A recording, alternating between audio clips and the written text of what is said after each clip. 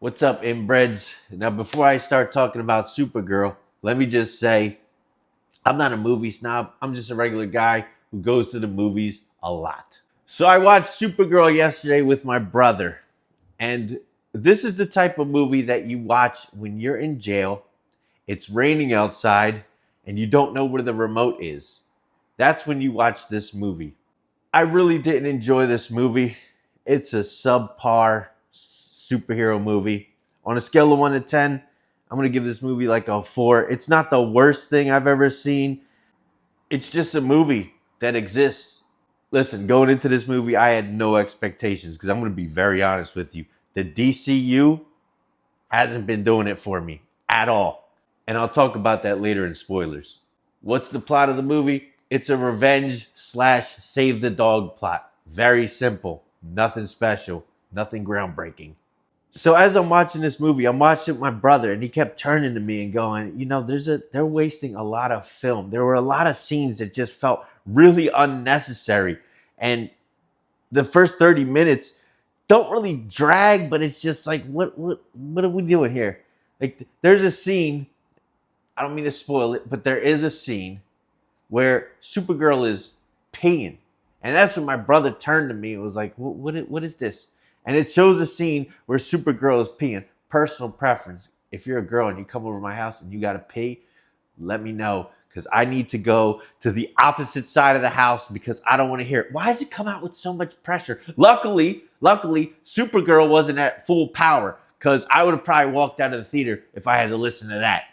And she wasn't at full power because she's on a planet with a red sun. If you don't know about Superman lore, yellow suns give super people their powers. I'm sure you knew that already. I'm sorry, I have ADD and I'm going all over the place with this review.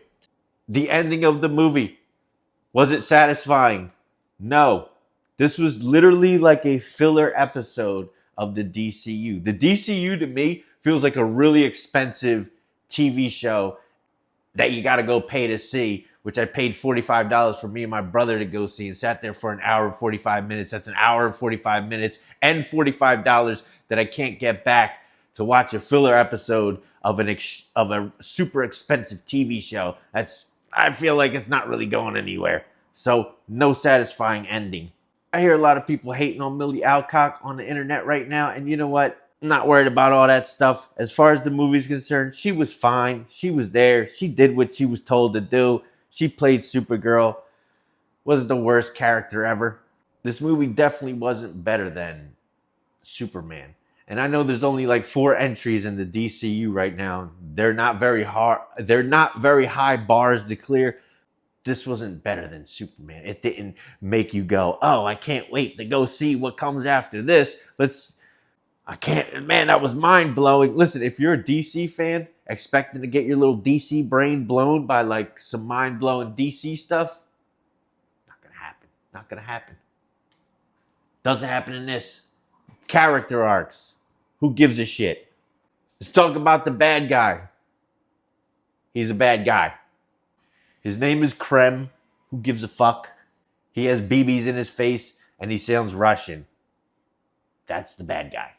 I know this, going into this movie, it's a DCU movie, and that's like the one connecting factor to all the other projects we've seen. But it's just like, okay, here's a movie. It's in the DC universe. Does it connect to anything else? Not really. Is Superman in it for like 5? He's in it for like 5 minutes. Does he do anything? Nope. This is a below average superhero movie. It was just a touch better than Thor Love and Thunder and the Marvels. But I'll be honest with you. I think I enjoyed The Flash way more than this. I'm being dead serious about that too. I enjoyed The Flash, and that was not a good movie, but I enjoyed it more than this. Bottom line, don't waste your money. It's not a must watch. If you got little kids, sure, put it on for them while they're like playing with their Legos or something. It's not something that you have to bend over backwards to go see, or like you can watch it when you get around to it. But do you have to watch it? No. I'm going to say save your money. Don't go see it in theaters. If you have to watch it when it comes out on streaming. One thing I did appreciate about this movie, and when I was going in, I expected this movie to have like jokes every 5 seconds. They had a few jokes here and there, but it wasn't obnoxious. It didn't like, it wasn't super cringy. So I'll give them credit in that aspect, because in Peacemaker and in Superman, there was a lot of cringy moments. There was a lot of moments where it's like, what the fuck am I watching? There was this one weird part in the final battle, when they finally, not gonna spoil too much, but in the final battle, people are getting murdered, and they start playing this acoustic cover of an 80s song while people are getting blown up and torn up. And it was just like, this is not really matching. I know sometimes you could do shit like that, where you can throw a song where you think it doesn't match the scene and it kind of works, but it just didn't work. I'm watching, it's like, what is this music? It was weird. It was weird, and it took me out of it. That was at the end of the movie. Not that I was too into the movie, but that definitely was like, oh, okay, this is nose diving hard. Not that it was like ascending at any point. Bottom line, I'm giving this movie a 4 out of 10. Don't waste your money. You don't have to watch it. I already said that like 10 times. Now let's get into spoilers. My favorite part right now. So what's the story? Little girl gets her family killed by bad guy. Little girl goes to recruit Supergirl so she can get revenge on the bad guy. Bad guy shows up, poisons Supergirl's dog. Now Supergirl's like, oh, I gotta save my dog. Blah, blah, blah. They beat the bad guy. His name is Krem. Who gives a fuck? BB face or whatever. He's got BBs in his face. I don't know if I mentioned that already. I think I did. They kill him. And of course, at the end of the movie, like, first of all, this guy's a bad guy. This guy's a human trafficker. I'm talking about Krem, the bad guy. He's a horrible person. He kills people, kills families, kills little girls. And at the end of the movie, when the little girl is like ready to kill him, what does Supergirl do? In classic superhero movie fashion trope, she's like, don't kill him. It's not going to make you feel better. And I guess you kind of feel where she's coming from. You kind of feel like, oh, she's talking from experience. But I'm like, no, if that was me, that would make me feel a lot better. But not only does she talk the little girl out of not killing the bad guy, she then stabs the shit out of the bad guy. Boom, once in the stomach, once in the neck. Practice what you preach, bitch. I'm going to talk about my favorite scene of the movie. My favorite.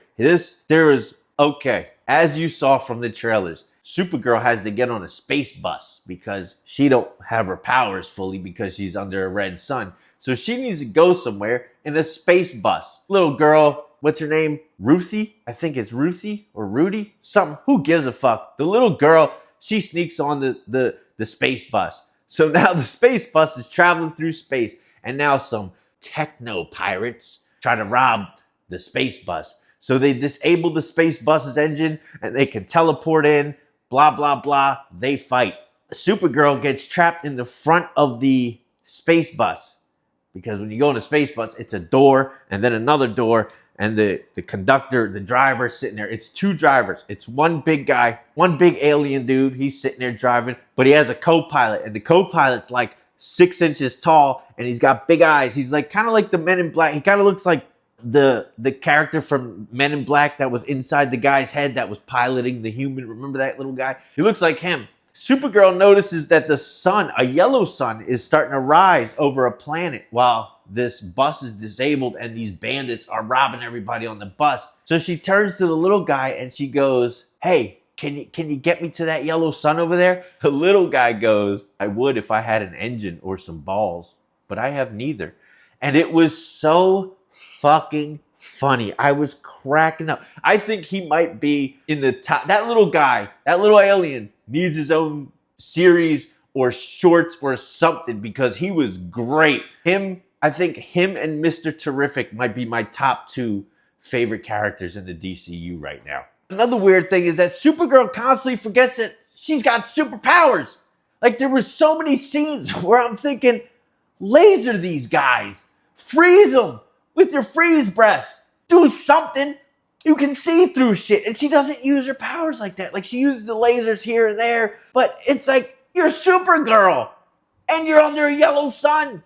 There should be no competition for you. You should be moking these guys out, or whoever is challenging you. Lobo's in it, played by Jason Momoa, and that's pretty much it. He's in it. Don't get me wrong. He cracks a couple wisecracks. It was just like Jason Momoa was like, well, let me put on this Lobo suit and just say shit I would regularly say in my regular life. And he's there. He fights a couple times. It's like, wow, Lobo's there. Way to throw him in the movie to try to get people in theaters. You know what I'm saying?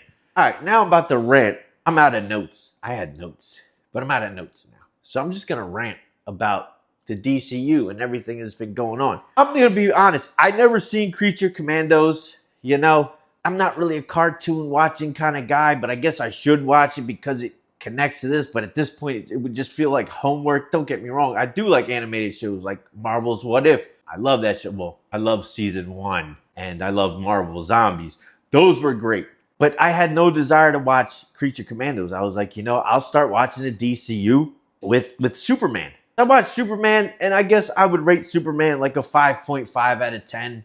It wasn't the worst thing I ever seen. It wasn't bad. You know, I really don't like seeing Superman should not be getting his ass kicked as much as he did.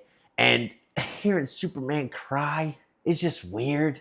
It's like I have feelings. Like, pussy, you are fucking Superman. You have feelings. You get scared of what? You're fucking Superman.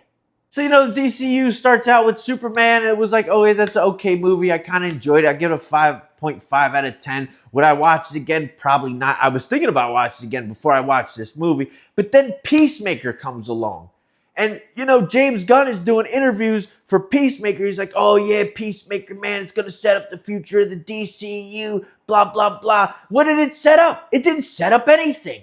Okay, maybe it set up a few things. It set up the fact that, okay, there's an interdimensional doorway and there's a multiverse that exists. They explored that in like one episode for like 10 fucking minutes. Nothing really came of that. And it was in the trailer like it was going to be like some big part of the fucking show. I mean, I guess it was because he went to Earth X and, you know, the Nazis won or whatever. It was like, okay, you have my attention. You know, I want to see where this is going. But what else happened? Nothing. It didn't set up shit. What did it set up? Checkmate? That organization with Tim Meadows and whatever, Peacemaker's best friend. I forget, Abadayo. I forget her fucking name. So what? It set up that. It set up Checkmate. It set up the fact that there is a multiverse, but didn't they destroy the multiverse door? And then it set up the fact that, okay, Peacemaker's stuck in a forest now, in another dimension, where there's possibly dinosaurs, because I thought I heard a growl at one point. It's not setting anything, the show didn't set anything up. Vigilante was the best thing about that fucking show. He was the funniest. Oh yeah, Vigilante. That's another one of my favorite fucking DCU fucking characters. Vigilante, Mr. Terrific, and that little fucking alien from Supergirl. Those are the top 3 characters. Put them all in a show. I will watch that show faithfully. You put those 3 guys in a show, oh, that's a hit. Well, in my opinion, that would be a hit. I would love to see that. But the DCU is, like, at this point, it feels like a mediocre TV show that you got to go pay to watch sometimes. I mean, yeah, you got to pay to watch it because you got to subscribe to HBO Max, and then you got to go to theaters to actually see these movies if you want to see them before they come on streaming. But it doesn't feel... It's nowhere near the MCU. And, you know, I'll be honest. Let's give, you know, the MCU was cool because it was new. It was like, oh, this big cinematic universe. We all know it's leading up to something big. I think back on movies like, and I guess this is unfair. This is an unfair comparison. But you think about movies like Civil War. Granted, 2 Avengers movies already happened. I don't know the exact number of how many MCU movies had happened at that point. But Civil War, for example, it was like, okay, this is interesting. The Avengers are broken up now. Spider-Man's there. Black Panther's there. Like, there's a lot going on. There's a lot to look forward to. Spider-Man and Black Panther are fucking there, which I think I found more compelling than the fact that the Avengers broke up. I was like, what's up with Spider-Man? And what's up with Black Panther? And I'll be honest, I didn't know that much about Black Panther. And I was like, who's this guy?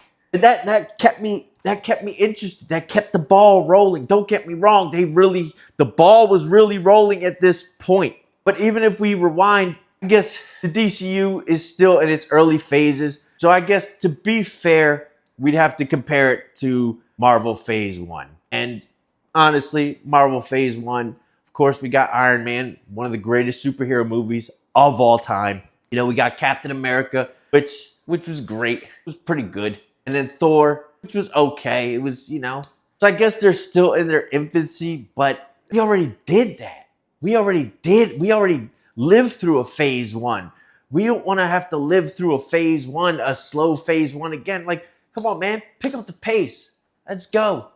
You know, because that was like when MCU, in my opinion, was still in its like experimental phase. I'll say this: I'm more interested in the Alien Predator universe than I am the DCU right now. Don't get me wrong. Don't get me wrong. Alien Earth was rough. It was rough. But it still opened the door to, all right, there's still some unfinished business. There's all these different creatures that exist. Predator also lives in this universe, which is a very big selling point for me. Killer Killers came out. Killer Killers came out, and I'm about to spoil Killer Killers, so you don't want to know. You know, the post-credit scene with Mike Harrigan and fucking Dutch, Arnold Schwarzenegger, and Naru from Prey. It was like, whoa, where's this going? Where's this going? And then Badlands came out. Badlands was, you know, I found that movie kind of subpar. Predators don't cry. Predators don't cry. If you didn't see that movie, I'm about to spoil that for you too. There's a part in the movie where the dad wants the big brother to kill the main character Predator. And he looks like he's crying. In Predator 1, that first Predator, he didn't cry. When Arnold got the best of him, what did he do? He sat there and he laughed. It was like, joke's on you, motherfucker. Beep, beep, beep, beep. He didn't cry. Predators don't cry. Anyway, I'm going off on a tangent, I know. Point being is that the DCU isn't tickling my fancy right now. They're not piquing my interest.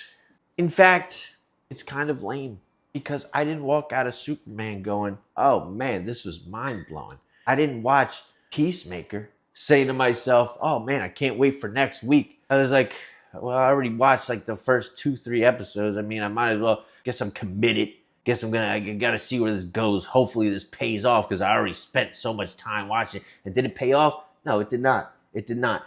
John Cena is in a fucking another dimension now. What the fuck did that set up? But it set up, don't get me wrong, other things about the DCU that I don't like. Yeah, I'm a fan of vulgar humor and all that stuff, but there was some unnecessary shit. I'm not even gonna get into details. But if you're a parent out there, don't let your kids watch the first 2 episodes of Peacemaker if you're going to let them watch Peacemaker. Trust me. Unnecessary. And then even like it's just the stupid comedy in Peacemaker was just, it wasn't funny. It just gets to a point where it's like, okay, this ain't funny anymore, man. This ain't funny anymore. I think the DCU has rubbed me the wrong way more than it has done anything to pique my interest. And I'm not a fan. I guess the next project we have coming up with the DCU is Lanterns. And from the first trailer of Lanterns, I felt nothing. I'll be honest with you. I'm not a big DC guy. I know a little bit about it. I'm not a huge DC fanboy. But those trailers did nothing for me. I was like, wow, I'm excited to see this. Then they dropped the second trailer where they showed a little more Green Lantern-esque stuff. And I'm still like, don't really care. Don't really give a fuck because you failed me before. If you go to a burger place and you get a burger, like, yo, we got this new burger. Come try this burger. And you try it and you're like, I spent money on this and it wasn't really that good. And then you're like, okay, well, you know what? Try this burger now. And then I go back and I'm like, I'll give you a chance. Yeah, this burger was also cost me money that I can't get back and also wasn't that good. By the time you're like, oh, we got another burger for you. This is the one you're going to like. I'm going to be like, you know, I'll sit down. I'll go get a burger from a place that I know is good. Or I'll take my chances with something completely new. Anyway, that's my rant. Bottom line, Supergirl, 4 out of 10. Don't waste your money. It's not a must watch. You'll get around to it when you get around to it. And thanks for watching.